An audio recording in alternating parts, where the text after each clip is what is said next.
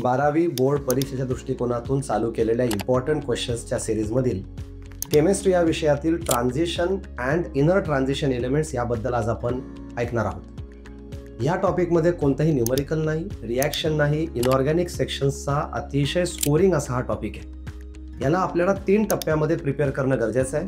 पहिला म्हणजे D block एलिमेंटचं theoretical discussion, दुसरं म्हणजे मेटलॉर्जीचा सेक्शन आणि तिसरं म्हणजे लॅन्थेनाइड आणि ॲक्टिनाइडचा सेक्शन।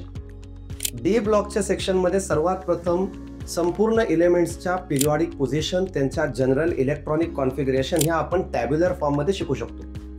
त्यासोबत त्यांच्या काही इम्पॉर्टंट प्रॉपर्टीज पैकी colour, magnetic character, catalytic property, interstitial आणि अलॉय फॉर्मेशन यावरती विद्यार्थ्यांनी विशेष भर दिला पाहिजे। मेटलॉर्जी सेक्शनमध्ये बेसिकली ज्या काही सोप्या टर्म्स आहेत, उदाहरणार्थ गँग, ओअर, मिनरल्स, तसेच काही इम्पॉर्टंट मेटल्स, त्याचे ओअर्स आणि त्यांचे फॉर्म्युले यावरती वारंवार त्या सेक्शनमधून प्रश्न विचारला जातो।